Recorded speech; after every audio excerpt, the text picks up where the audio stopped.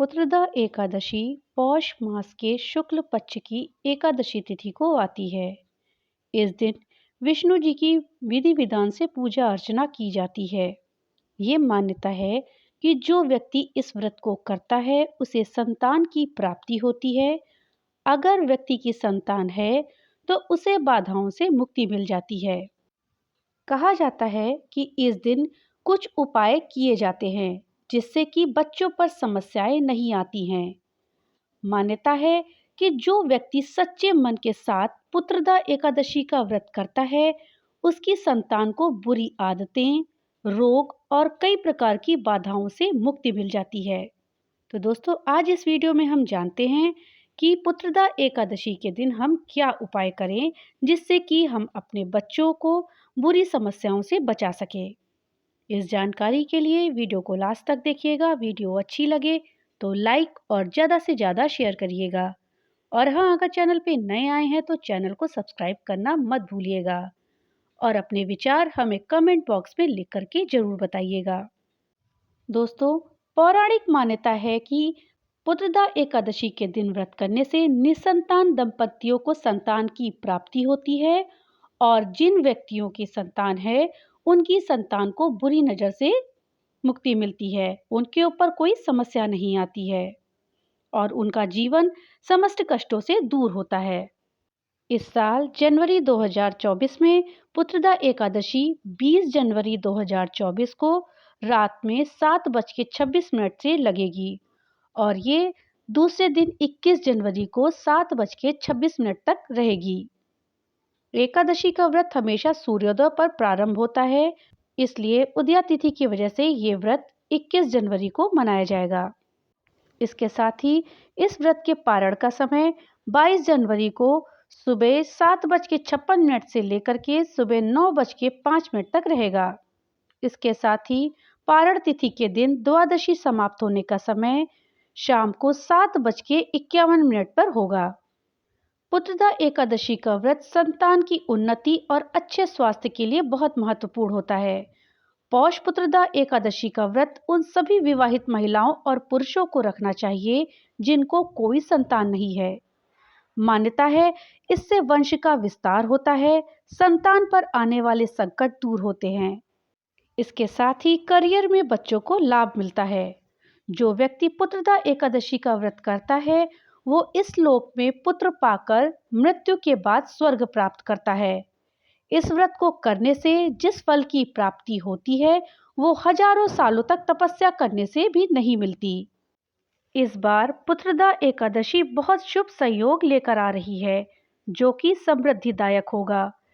इस एकादशी पर व्रत करने वालों को माँ लक्ष्मी और नारायण का आशीर्वाद प्राप्त होगा। एकादशी पाप कर्मों से मुक्ति दिलाने वाला व्रत होता है। इस बार एकादशी पर बन रहे दुर्लभ संयोग से व्रती की पूजा व्रत का दोगुना फल मिलेगा।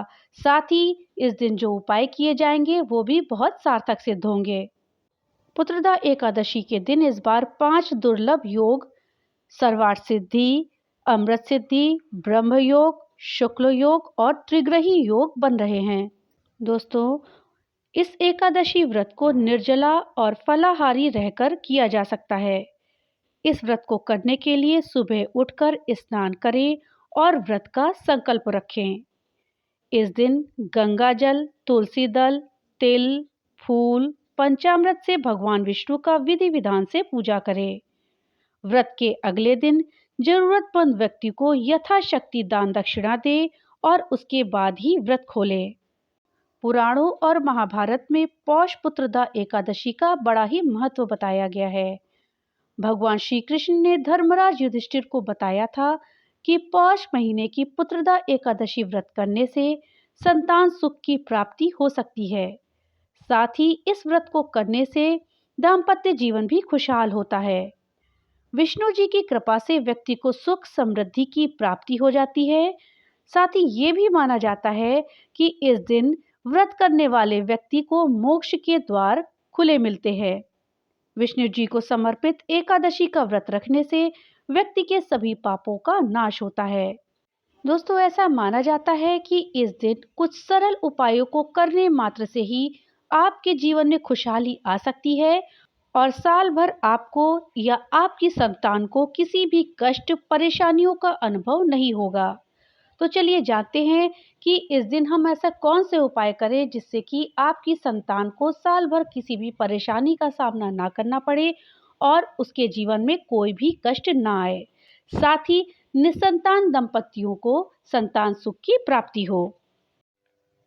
अगर आप अपनी संतान के आर्थिक पक्ष को मजबूत करना चाहते हैं, तो इस दिन 5 सफ़ेद कौड़ियाँ लेकर उनकी उचित प्रकार से पूजा करें। पूजा करने के बाद उन्हें एक लाल कपड़े में बांधकर अपनी संतान को संभाल कर रखने के लिए दे दें। ऐसा करने से आपकी संतान का आर्थिक पक्ष मजबूत होगा। अगर आप संतान प्राप्ति की इच्छा रखते हैं, तो इस दिन पीले ताजा फूलों की माला बनाकर भगवान विष्णु को चढ़ाएं। साथ ही भगवान को चंदन का तिलक लगाएं। ऐसा करने से आपकी संतान प्राप्ति की इच्छा पूरी हो जाएगी। अगर आपके जीवन में सफलता और रिश्तों के बीच सामंजस्य बनाए रखना चाहते हैं, तो इस दिन आपको पंचमुखी रुद्राक्ष की पूजा करके उसे गले में धारण करना चाहिए। ऐसा करने से जीवन में सफलता और रिश्तों के बीच सामंजस्य बना रहेगा। अगर आप अपनी संतान की बेहतरी सुनिश्चित करना चाहते हैं, आप चाहते हैं कि आपकी संतान को हमेशा सफलता मिले, तो इस पुत्रदा एकादशी के दिन अपने बच्चे के मस्तक पर केसर का तिलक लगाएं। साथ ही जरूरतमंद लोगों को पीला कपड़ा गिफ्ट करें। ऐसा करने से संतान के करियर की बेहतरी सुनिश्चित होगी। अगर आप अपने सभी कामों में संतान का भरपूर सहयोग पाना चाहते हैं, आप ये चाहते हैं कि आपके सभी कामों में आपकी संतान आपके साथ बढ़-चढ़ कर हिस्सा ले, आपका सहयोग करे, तो इस दिन सुबह स्नान आदि करने के बाद श्री विष्णु भगवान को प्रणाम करें और आसन बिछाकर बैठ जाएं। इसके बाद भगवान विष्णु के मंत्र का 108 बार जप करें। मंत्र है ओम नमो भगवते नारायणाय। ऐसा करने से आपके सभी कामों में संतान का भरपूर सहयोग रहेगा।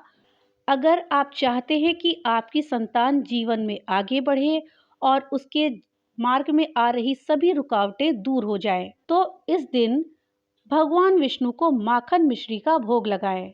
साथ ही उनके सामने चंदन की खुशबू वाली धूप बत्ती जलाएं और उनका आशीर्वाद लें। ऐसा करने से आपकी संतान को जीवन में आगे बढ़ने से कोई नहीं रोक पाएगा। वो हमेशा जीवन में आगे बढ़ेगी और उसके मार्ग में कभी कोई परेशानी नहीं आएगी। यदि आपकी संतान के दाम्पत्य जीवन में कोई समस्या आ रही है या दाम्पत्य जीवन सुखी नहीं है, तो इसके लिए आपको ये उपाय करना है। अगर आप अपनी संतान के दाम्पत्य जीवन को खुशियों से भर देना चाहते हैं, तो इस दिन 5 गोमती चक्र लेकर मंदिर में स्थापित करें और उनकी धूप, दीप, पुष्प आदि से पूजा करें। साथ ही भगवान से अपनी संतान के लिए प्रार्थना करें। इसके बाद उन गोमती चक्र को उठाकर एक लाल रंग की पोटली में बांधकर अपनी संतान को रखने के लिए दे दें। ऐसा करने से आपकी संतान का दाम्पत्य जीवन खुशियों से भर जाएगा। अगर आप चाहते हैं कि आपकी संतान के जीवन में हमेशा सुख रहे और सौभाग्य में वृद्धि हो, तो इस दिन भगवान विष्णु को चंदन का तिलक लगाएं। साथ ही एक सिद्ध किया हुआ सौभाग्य बीसा यंत्र लेकर अपनी संतान को दे दें या फिर घर के मंदिर में रख दें। ऐसा करने से आपकी संतान के सुख और सौभाग्य में बढ़ोतरी होगी। अगर आपकी संतान का बिजनेस में कुछ रुकावट आ रही है, ठीक से नहीं चल रहा है, घाटा हो रहा है उसमें, तो आप पुत्रदा एकादशी के दिन सुबह स्नान करके साफ कपड़े पहनकर तुलसी के पौधे को प्रणाम करें और उसकी जड़ में जल चढ़ाएं। ऐसा करने से आपकी संतान के बिजनेस में सब कुछ ठीक हो जाएगा, जो रुकावटें आ रही हैं वो दूर हो जाएगी। अगर आपका बच्चा बीमार रहता है, उसके स्वास्थ्य में कुछ दिक्कत आ रही है, तो उसके बेहतर स्वास्थ्य के लिए पुत्रदा एकादशी के दिन श्री हरि का नाम लेकर एक साबुत हल्दी की गांठ लें, फिर उसको पानी की सहायता से पीस लें। अब उस पीसी हुई हल्दी से बच्चे के माथे पर टीका लगाएं और तब तक रोज लगाते रहें जब तक कि आपके बच्चे का स्वास्थ्य ठीक ना हो जाए। ऐसा करने से आपके बच्चे का स्वास्थ्य जल्दी ही ठीक हो जाएगा। अगर आपके जीवन में संतान से संबंधित कोई समस्या है, तो आप इस दिन विष्णु जी के साथ साथ लड्डू गोपाल की पूजा भी करें। लड्डू गोपाल की पूजा करने से पहले उन्हें पंचामृत से स्नान कराएं। इसमें आप तुलसी का इस्तेमाल अवश्य करें। अगर आप ऐसा करते हैं तो आपके जीवन में संतान से संबंधित सभी समस्याएं दूर हो जाएंगी। पुत्रदा एकादशी के दिन आप विष्णु भगवान को खीर अर्पित करें। ऐसा करने से आपके संतान को यदि नौकरी नहीं मिल पा रही है, नौकरी में कोई दिक्कत आ रही है, तो वो समस्या शीघ्र ही दूर हो जाएगी। पुत्रदा एकादशी के दिन तुलसी की जड़ में शाम के समय घी का दीपक जलाएं। ऐसा करने से सुख शांति घर में बनी रहेगी। अगर आपको किसी समस्या का हल ना मिल रहा हो, तो आपको पुत्रदा एकादशी के दिन शाम के समय पीपल के पेड़ में जल चढ़ाना चाहिए। साथ ही शुद्ध देसी घी का दिया भी पीपल के पेड़ में शाम को जलाएं। ऐसा करने से आपको आपकी समस्याओं का हल शीघ्र ही मिल जाएगा। अगर आप अपने जीवन में धन संपत्ति और मान सम्मान पाना चाहते हैं, तो इस दिन आप माँ लक्ष्मी और गणेश भगवान की पूजा करें। पूजा के बाद उन्हें चढ़ाया गया प्रसाद खुद के लिए प्रयोग करें। साथ ही गरीबों को भी यथासंभव भोजन और वस्त्र इत्यादि का दान करें। ऐसा करने से आपके जीवन में धन संपत्ति और मान सम्मान में बढ़ोतरी होगी। अगर आपके संतान नहीं है और आप संतान पाना चाहते हैं, तो इस दिन आपको ये उपाय अवश्य करना चाहिए।